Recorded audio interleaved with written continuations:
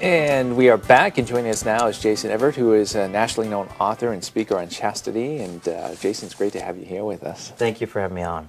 I know you we were just talking about all your travels, and I know you've been here a lot to this area, but maybe if you can talk to us about, speaking to teens, to families, and maybe give us a sense of the church here today and about chastity and getting the message out to everybody. Yeah, well, the teens are more receptive than most people would imagine. When I'm driving to the airport, the shuttle driver from the parking lot will say, "So where are you going?" I'm going to speak some high school." "Oh, about what?"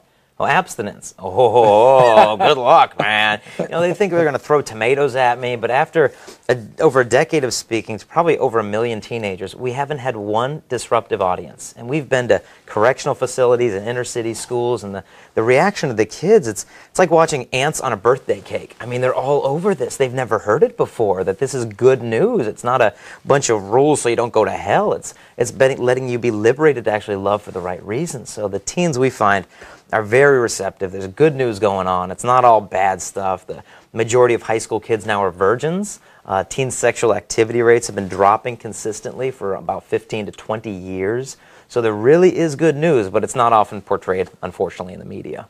Now, was I correct in the beginning when I said that it's kind of a misunderstood teaching of the church, or, way that we live our lives, chastity, that people think it's this terribly repressive thing? Oh, it is. It absolutely is. I remember when my wife and I were engaged, we got a phone call from England, from the BBC. They wanted to do a documentary TV show on our engagement, because apparently they had heard from England that there was an American couple that wasn't cohabiting and sleeping together before marriage, so they wanted to do a show on it. So they came over and did the interview and everything, and the show is called Anna in Wonderland, and it's about a woman who visits different bizarre cultures around the world and reports on them. And the show after ours apparently was on vampires. She's done shows on prostitutes, female professional wrestlers, psychics, and people who believe they have animals living inside of them. And of course, my wife and I. But that gives you a snapshot of how bizarre the world. Why would you want to repress this natural, healthy, normal thing? That's so unhealthy. That's so neurotic. And they don't understand that chastity is not the elimination of sexual desire. What it is the perfection of it. That where you place love above the disordered desire just to lust and to use. And so if you really understand the church's teachings for what it is, it's not repressive, it's liberating. And talk about that too, just mentioning that television show and stuff, but the secular culture and the many shows that these kids are exposed to, that they geared towards younger people supposedly, but how much of an obstacle is that for kids to overcome and to sort of get through that to them? Yeah, I mean, the more of this television and music they listen to, the more likely they are to become desensitized over time, of thinking, well, isn't everybody going to bed with everybody? And they start to compare themselves to people who are worse than they are. And so they think, well, I'm pretty good compared to them. I mean, look what they're doing. But we can't. If we want to be close to God, we can't compare ourselves to people who are worse than ourselves. We should compare ourselves to the saints. And that makes our faults come to the surface more easily so Christ can purify them. And so what I encourage the young people to do is just to stay away from the pollution of the reading these kinds of magazines and TV shows. I was on the airplane and I looked a few seats next to me. Was a woman reading a Cosmopolitan magazine.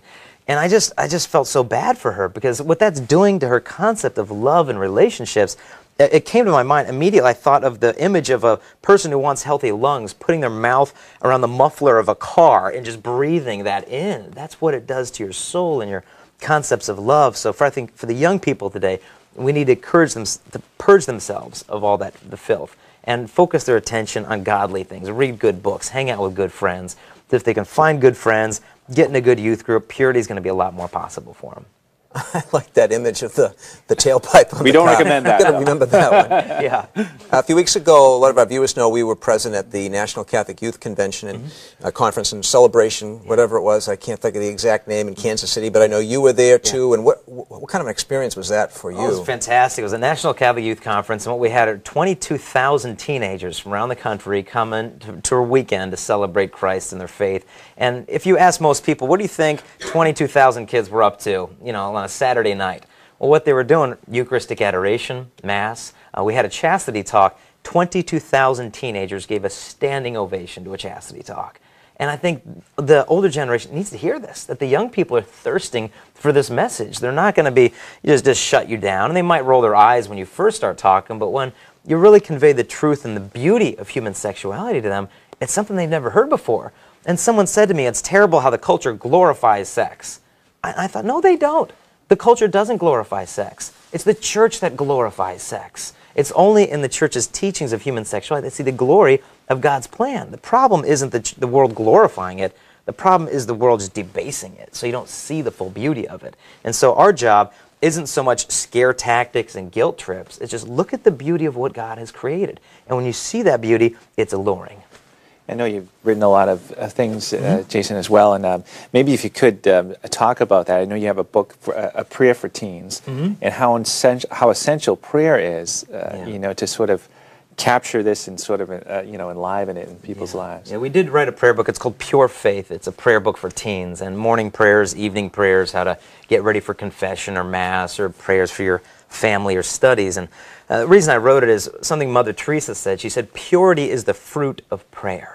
And so how can I call people to live a pure life without showing them, well, this is how it is made possible, only through grace. You need that relationship with Christ, and then it becomes possible. So that was one of the books that we came out with some time ago. I can't help but notice, Jason, you're wearing the miraculous medal, I am. and I know that has the words, I am the Immaculate Conception, around the image of the Blessed Virgin Mary.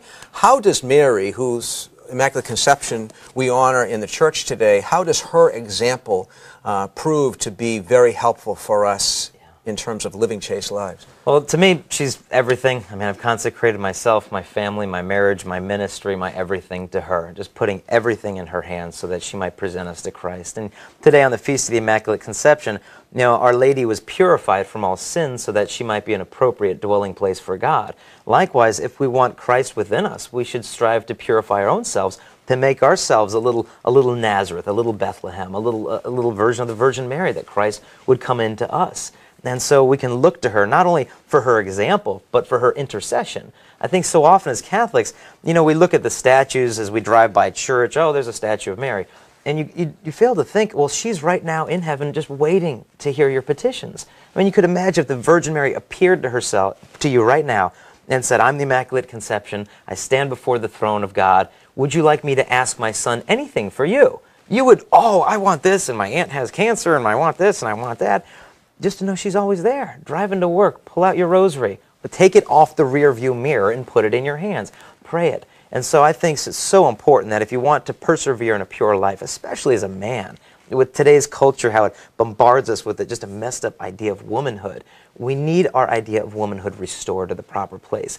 And the Virgin Mary is the ideal person to do that. And with her, St. Joseph, the guardian of virgins. I couldn't help but think at Mass today and listening to the Gospel, you know, I'm sure people watching you right now and have in the past and will and say, oh, that's, you know, those are nice words, Jason, but I mean, it's really not possible. Come on, you know, a real life and everything. But in the words of the Gospel today, with God all things are possible. With God, nothing is impossible. Absolutely. I mean, with faith, as you said, anything is possible. We need to look even at the young people, for example, on this stuff.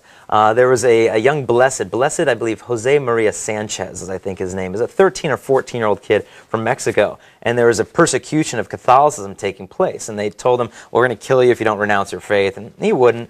And so they beat him up a little bit. He wouldn't renounce the faith. So they shaved the skin off of the bottom of his feet.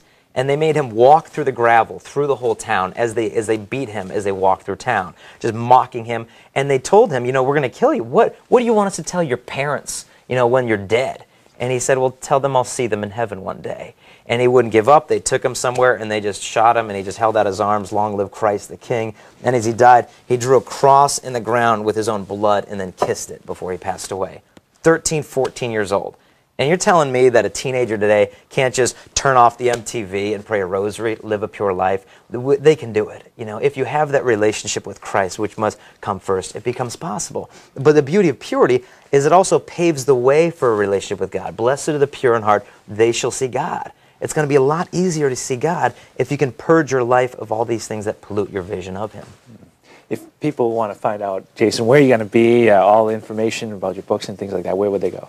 We have a website, real easy to remember, chastity.com. We were blessed enough to get that domain name. We were able to get it from the previous owners, which was a satanic comic book company. And I don't even want to get into this stuff was in there, but we've made some minor improvements to the site since taking on the domain name. And so we've got all kinds of videos. You can book presentations. We've got dozens of books and CDs and DVDs, hundreds of questions and answers answers. We want to be an all-around resource for people who want to live a pure life. They can get all the things they need there at chastity.com. Awesome. Great. Jason Everett has a book which takes the theology of the body and applies it to the lives of teenagers. And that's another book that you can pick up at chastity.com, a great resource for young people and for those who teach them, and parents too. Well, we thank you for being here. Thank you for having me. Thank you. And I would just ask your listeners for our prayers Sure. for all the students we ever speak to on chastity. Yeah. And good luck and continued success with your work. Thank you. We're going to take a quick break here. We're going to be back in just a moment with more of This Is the Day.